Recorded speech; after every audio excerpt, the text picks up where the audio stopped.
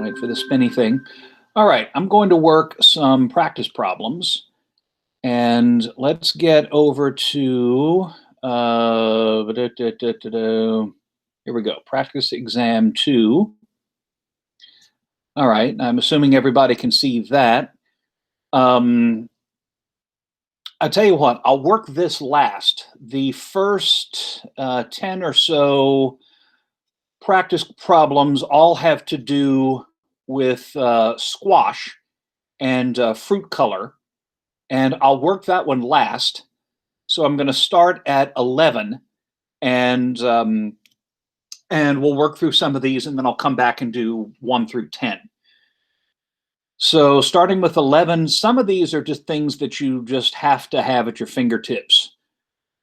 I try to emphasize knowing processes more than just memorizing facts, but there's still some facts that you just have to know.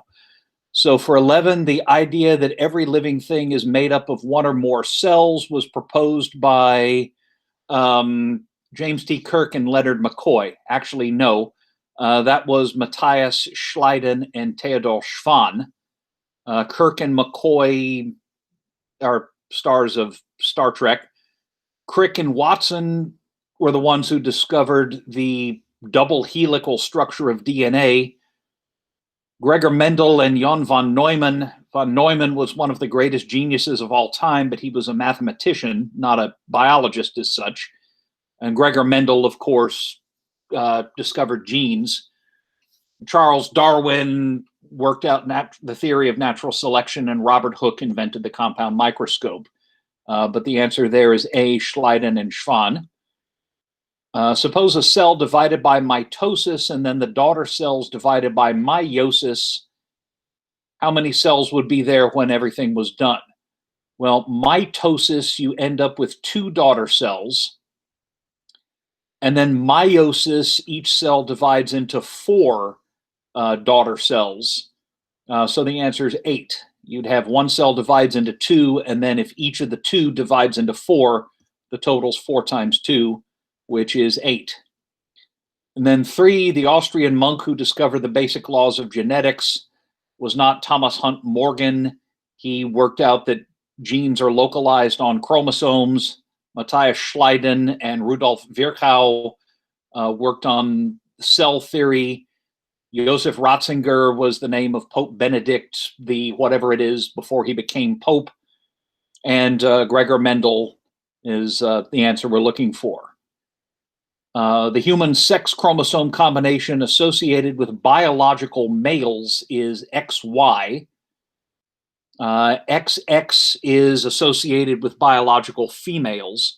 Usually, there are some really interesting things that can happen by which you can end up with XY chromosomes, but female genitourinary plumbing. And it can work the other way. There are people who have the XX sex chromosome combination and end up as looking anatomically male. And that doesn't even get into gender identity, which is a whole nother can of worms that I'm not going to open here. But the human combination that's usually associated with biological males is XY. XX is female. Just X is also written X0 or X null. So B and E are actually the same thing. You can live if you have only an X and nothing else. You have a condition called Turner syndrome, but you can lead a fairly normal life. And then you can't survive with only a Y chromosome. You wouldn't develop very far. There are lots of genes that are critical to everybody on the X chromosome. Whereas the only thing the Y chromosome really does is flick a switch that tells you to take your genitourinary tubes and develop them into male type instead of female type. Right. Okay, this actually didn't work very well because I drew a cell and then I drew chromosomes, and they're actually on, they actually got separated by the line break. That's an error I need to fix, but these things up here that look like V's, need to be in that oval. So if you want to mentally draw an oval or half a tick, maybe I can. Can I do this?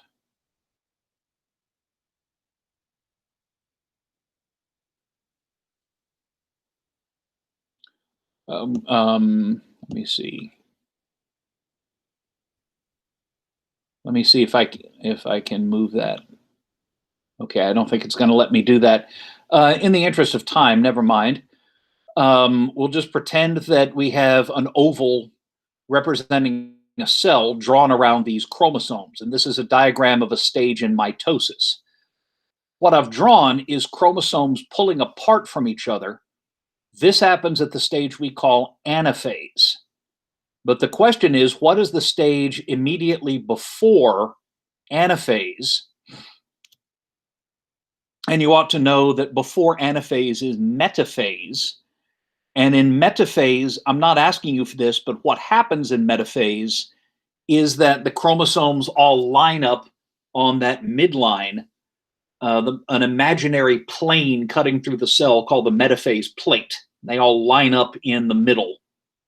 And then the stage that comes immediately after the stage shown by that drawing is telophase. There's prophase, then there's metaphase, then anaphase, then telophase.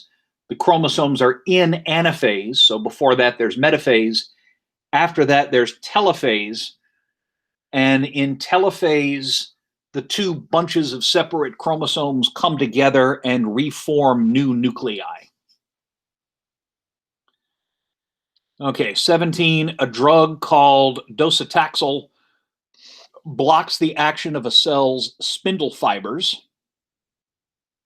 If you exposed a dividing cell to docetaxel, what would be the result? Spindle fibers act in meiosis and mitosis to move the chromosomes around. So if you block a cell's ability to move its chromosomes, what happens? The cell would lose its shape? Probably not. The nuclear membrane would not disappear? Probably not. The chromosomes would be unable to move. That's what would happen. If you block the action of spindle fibers, the chromosomes are no longer able to move. They might, clump together, but they're not going to do anything.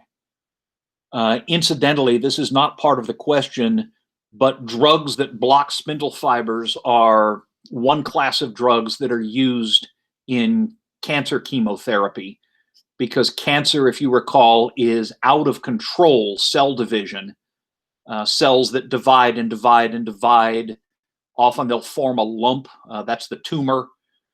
They'll drain off the body's energy and maybe block blood vessels or nerves or things like that.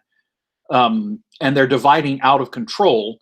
And if you dope a body with a drug that blocks spindle fibers, well, you will mess with normal cell division. So chemo has pretty nasty side effects, but you can stop the cancer growing, which is a greater priority in this case.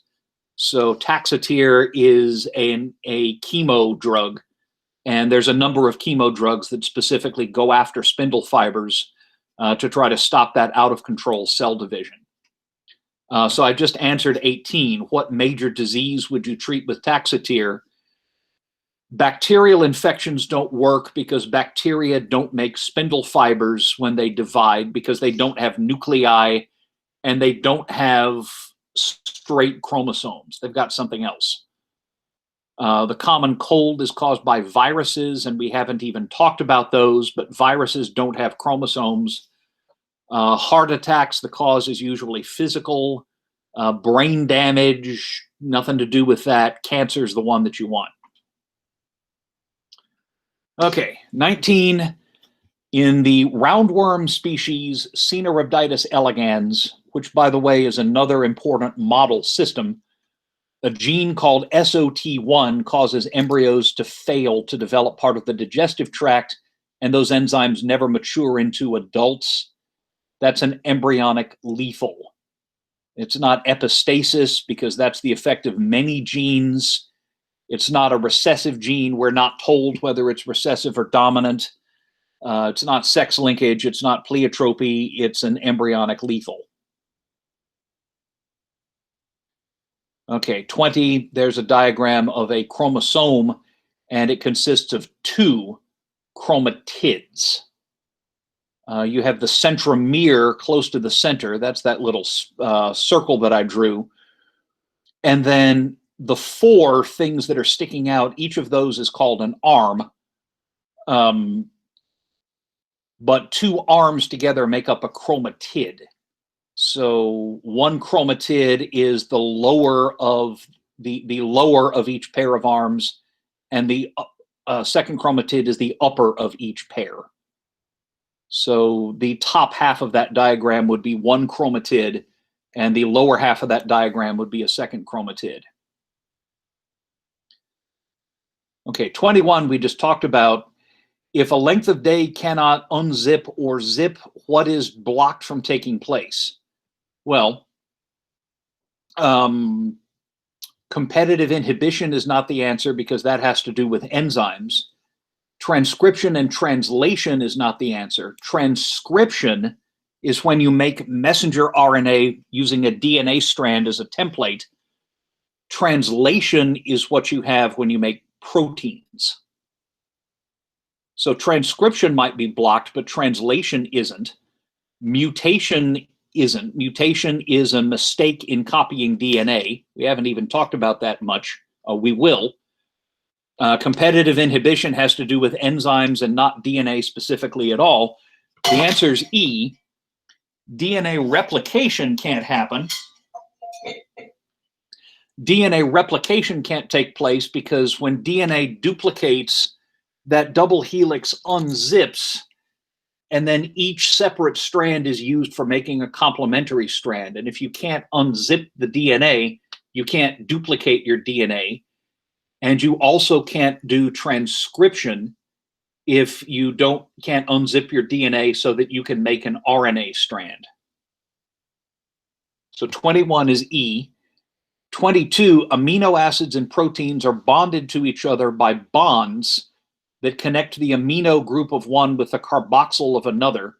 So these amino acids are connected by Barry bonds, not Barry Bonds. That's a pun. Barry Bonds is a baseball player. This is another one that you just kind of have to know. When you're specifically connecting the amino group of one amino acid with the carboxyl of another, we call those peptide bonds. That's the specific name for the bonds that lock amino acids together in proteins. Whew, oofta. Okay, let me see here. How many of these things do we have? Good grief. Okay. There's a human disease called Hunter's syndrome, and it's caused by a single gene that follows basic Mendelian rules. 2 physically normal people marry, and one of their children turns out to have Hunter's syndrome. So we know that neither of the parents has Hunter's syndrome, but one of their kids does. That tells you right away that the allele for Hunter's syndrome is recessive to the normal allele, because 2 people can both be carrying the Hunter's syndrome gene, but not show it themselves. So that means that the normal parents must each have a copy of the recessive Hunter syndrome allele and a copy of the normal allele that doesn't cause Hunter syndrome. So the allele for Hunter's is recessive to the normal. Hunter syndrome is much more common worldwide in males than in females. That suggests that Hunter's is sex-linked. It would follow, in this case, the same pattern as red-green color blindness or factor IX hemophilia that we talked about in lecture. So if it's sex-linked, suppose that 2 physically normal people have a son with Hunter syndrome. The son must have inherited the disease from, the answer is, his mother. Why is that? Well, think about this. We know that it's recessive. And we know that it's sex-linked, and that suggests that it's on the X chromosome. If mom is a carrier, mom must have an X with a normal allele and an X with a Hunter's allele. If dad is physically normal, he must have an X with a normal allele. He can't have a X with the Hunter's allele, or else he would have Hunter's too. So the son must have inherited it from his mother. His mother must be the carrier. His dad can't be the carrier because his dad is normal.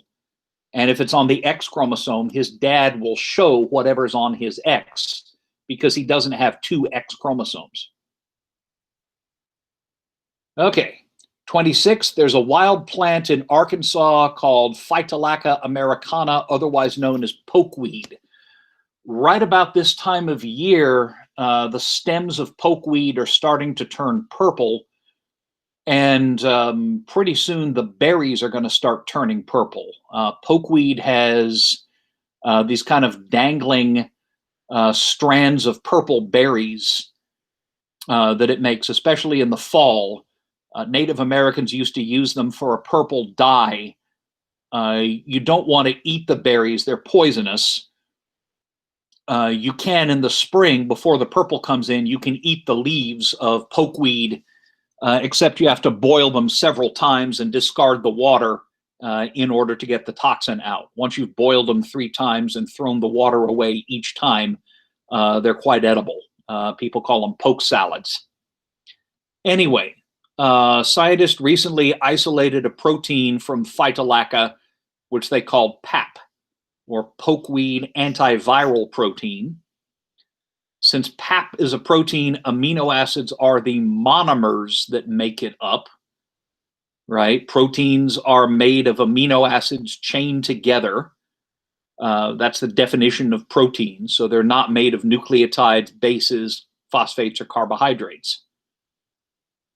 PAP consists of 294 amino acids that begin with methionine, lysine, methionine, methionine, valine, and end with phenylalanine, proline, histidine, leucine.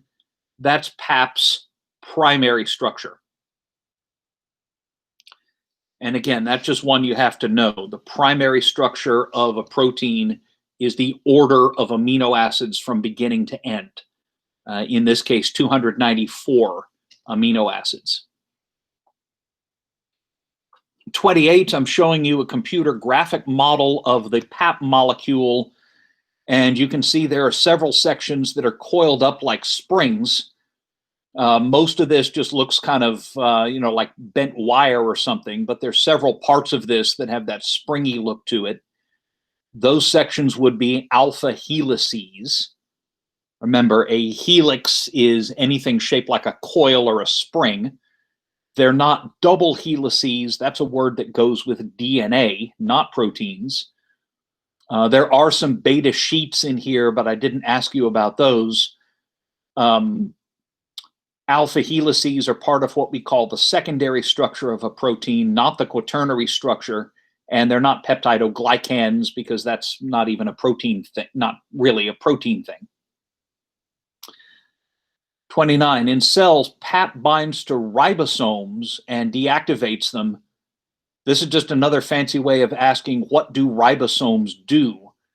Ribosomes are responsible for making proteins, and the name of that process is translation, where the messenger RNA goes to the ribosome and all the transfer RNAs gather round and bring their amino acids in. That process is called translation. That's the process that happens on ribosomes. That's only a small part of metabolism, so that's not the answer. DNA replication has nothing to do with ribosomes. Respiration and vacuole trafficking don't either. We haven't even talked about vacuole trafficking. It's not human trafficking, but it's not relevant here. That's kind of a red herring. So translation is the answer you want. Okay, and I tell you what, just a couple more, and then I'm going to go back to question 1. If you had a strand of DNA that read TT, GCT, CCC, GA, the complementary strand of RNA would read, remember, a difference between RNA and DNA is that RNA has uracil, where DNA has thymine. RNA has U instead of T, but RNA does have A. So the complement to, if DNA has T, then the complementary strand of RNA has A. So it's A, and then G is complementary to C and vice versa. So we have A, G, A, C, G, A, G, G, G, C, U, right? If we're talking about RNA, instead of a T, we have a U. So this would be AACG, AGGGCU. So that's E right there. Last one I'll do for right now. We now know that a eukaryote cell that isn't dividing is still doing things that we can't see with a light microscope. Now, a eukaryote cell that isn't dividing is in interphase, but we divide that time into stages and we just call those G1, S, and G2. Transcription and translation aren't, well, those are always going on, but they're not really relevant to the process of division. Pachytene, leptotene, and zygotene we didn't even talk about. Those are subdivisions of meiosis 1 prophase, or meiotic prophase 1. We're not even going to worry about those. Meiosis 1 and 2, that's division, and we're talking about a cell that isn't dividing. Prophase, metaphase, anaphase, and telophase, that's division. And the question's about a cell that's not dividing. And the cell that's not dividing is in interphase, and interphase we can divide into G1, S, and G2. Woofda. Okay. Let's go back up to 1. And what I'm going to do, if you'll give me a sec, is I'm going to, if I can figure out how, I'm going to turn on that Scratchboard app so I can write. It's called Jamboard. So I am going to start a new jam. If I can figure out how. There we go. There's a new jam. That's my jam, dude. All right. So let me see. Okay. I'm seeing a question real quick. Okay, it's nothing new here. So let's go back to the practice exam. Here that is. In the common squash, Cucurbita pepo. By the way, this includes both summer and winter squash. Summer squash are the ones you eat when they're young. Winter squash are the ones that can store for months. So summer squash is things like yellow squash and zucchini. Winter squash are things like acorn squash and pumpkins. And in all of them, one gene determines whether or not the squash fruit will show any color. And the allele that's dominant here is the white allele, which we can write as capital W. And that's dominant to the colored allele, which is lowercase w. There's a second gene that determines what the base color is, and yellow is dominant to green. We can write those as capital Y and lowercase y. Now, it doesn't really matter what the base color of the squash is, yellow or green, if the white alleles are present, because if you have the dominant white allele present, the squash will not show any color and it will just look white. You know, like those, ghost pumpkins that you can get in October, or I actually grew a very tasty variety of acorn squash that was white, and it was really good long time ago. Right. So one, what is the phenotype of a squash whose genotype is big Y, little w? Whoops, come on, Wagner. Big W, little y, little y.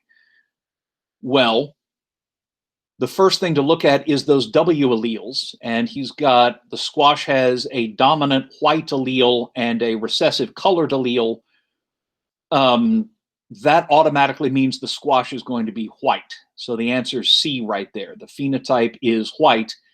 It doesn't matter that the squash is homozygous for the green alleles, little y, because this is a case of epistasis where genes affect each other, or where multiple genes affect a particular trait. So it doesn't matter that the squash is homozygous for green alleles, because if it's got that white gene, then the squash is not going to show any color at all. So the answer there is white. Okay. 2, what are the genotypes of a yellow squash? Well, first of all, a yellow squash cannot have those dominant white alleles. So that immediately rules out C and E, right? Because they all have at least one copy of the dominant white allele. So none of those can ever be yellow. Those are all going to be genotypes of white squash. Okay, so we've narrowed it down a bit. It's got to be A, B, or D. We know that yellow is dominant to green. So a squash that is little w, big Y will be yellow. But also a squash that's little w, big Y will also be yellow. So the right answer is A right there. B is going to be yellow, but that's not the only possible genotype you could have of a yellow squash. Okay, oofta. 3. Suppose you crossbreed 2 white squash and you get some white offspring and some green offspring, but never any yellow. Let's go ahead and cut over to the Jamboard for this. Just a second.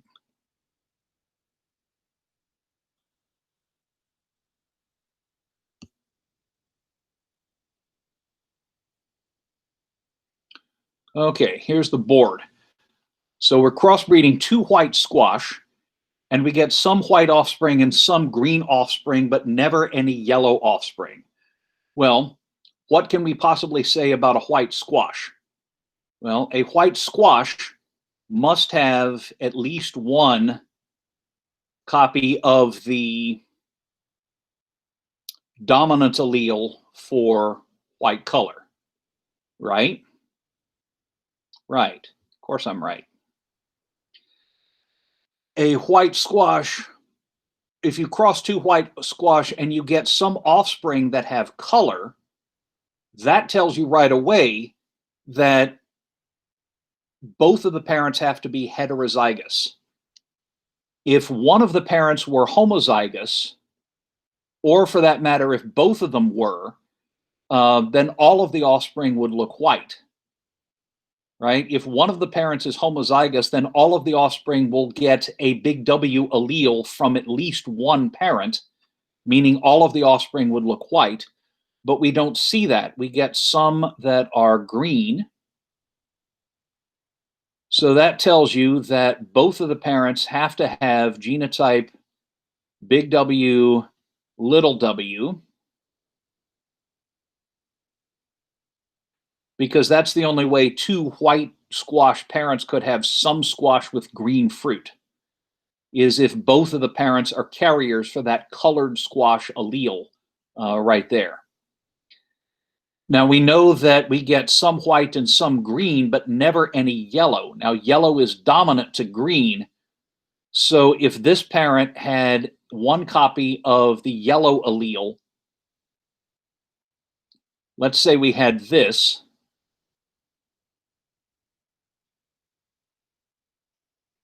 both of these parents would look white. Some of the offspring of this cross would have color, but some of those offspring would inherit the dominant yellow allele from this parent, and they would look yellow. And we said we'd never see that. So there can't be a yellow allele present in either parent. So the answer has to be that both parents have the genotype big W, big Y, little y. Okay. 4. If you cross two green squash, how many of the offspring would be white? Okay, how do you get a green squash? Well, a green squash must have the genotype w,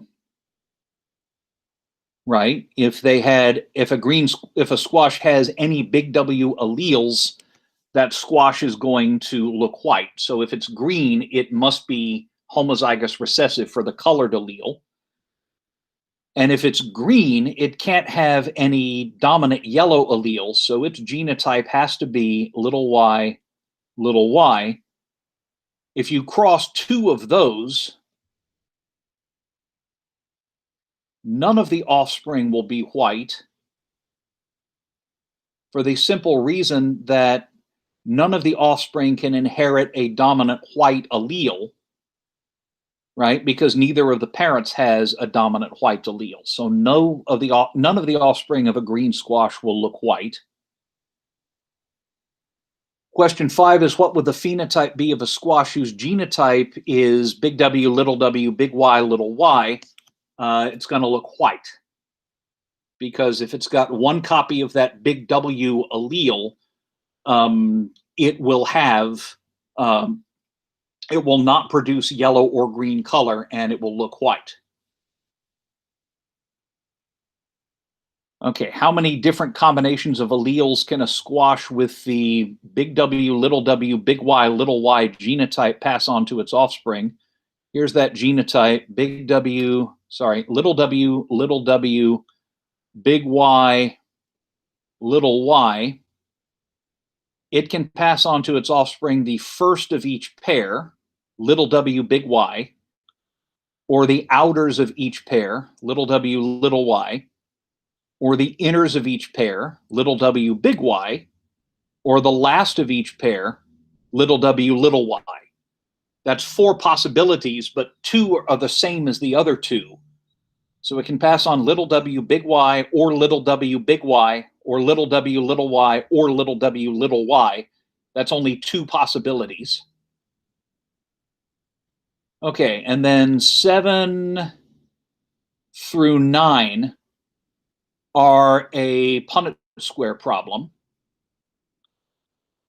And in this Punnett square problem, you're crossing 2 squash, and they both have the genotype big W, big Y, little y. They are heterozygous for both alleles.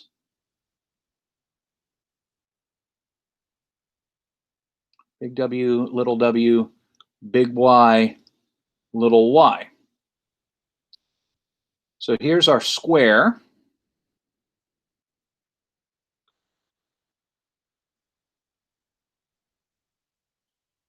Hope that's enough room. So there's our Punnett square. Now, what can this parent pass on? This parent can pass on the first of each pair, which is a big W, big Y, or the outers of each pair, which is a big W, little y, or the inners of each pair, which is a little w, big Y, or the last of each pair, which is little w, little y. And the other parent, it's the same. This parent can pass on big W and big Y, or big W, little y, or little w, big Y, or little w, little y. So this lets us draw our square. So we'll draw in the columns and the rows.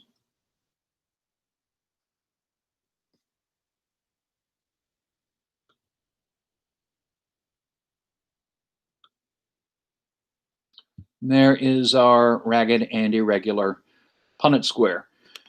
Filling this in is not hard. What's hard is interpreting it. But we can take all of our alleles and move them down the columns and rightward along the rows. So in here, we put big W, little w, big Y, big Y. That's going to be a white fruited squash. That will be white. With any squash that has even one copy of that big W allele is going to look white. So this one is big W, big W, big Y, little y. This one's big W, little w, big Y, big Y. And this one's going to be big W, little w, big Y, little y. So the first row of our Punnett square, all of those squash are going to be white, which reminds me of the suburb I grew up in. The second row is going to be big W, big W, big Y, little y. That squash will be white. This one here will be big W, little y, little y. That squash will be white. Big W, little w, big Y, little y. That squash will be white. And big W, little y, little y. That squash will be white. As long as you have any squash with at least one copy of that dominant, big W allele, that squash will not make any pigment and the squash is going to look white. So big W, little w, big Y is a white squash. Big W, little w, big Y, little y, that's a white squash. Little w, big Y, sorry, my handwriting's getting worse. Big Y. Finally, we get a non-white squash here. This is going to be a yellow squash. And little w, big Y, little y. That's also a non-white squash. In fact, both of these two are going to be yellow because they have both recessive alleles for not being white. And then they both got at least one copy of the dominant allele for yellow color in the squash. And then finally, big W, little w, big Y,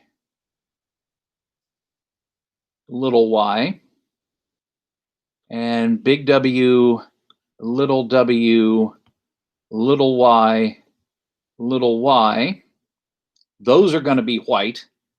And then little w, big Y, little y. That one's going to be yellow. And then finally, down here, we have little w, little y, little y. That squash is going to look green. So if we cross these two hybrid squash, we get a ratio of 12 white for every 3 yellow for every 1 green. We get a 12 to 3 to 1 ratio. That's not a pattern that you've seen before. I haven't given you any problems where this is the answer, but this is one possible type of epistasis, where you have 2 genes that affect each other and one blocks the action of another. You can end up with 12 to 3 to 1 ratios. I think in a previous problem, it was the agouti mouse problem that we worked earlier. The answer was 9 to 3 to 4. Um, there are more patterns that are possible. Don't get hung up on the 9 to 3 to 3 to 1 ratio that was the answer that we got when we crossed those yellow and smooth, green and wrinkled pea seeds. You need to know, don't memorize the pattern, know how to work the problem. And this is how. Okay, that's not all of the practice problems. Hopefully that's a pretty good sample. I hope some people find that helpful. So I'm going to go ahead and post these this afternoon. And I'm going to go ahead and sign off right now. So I will stop recording now.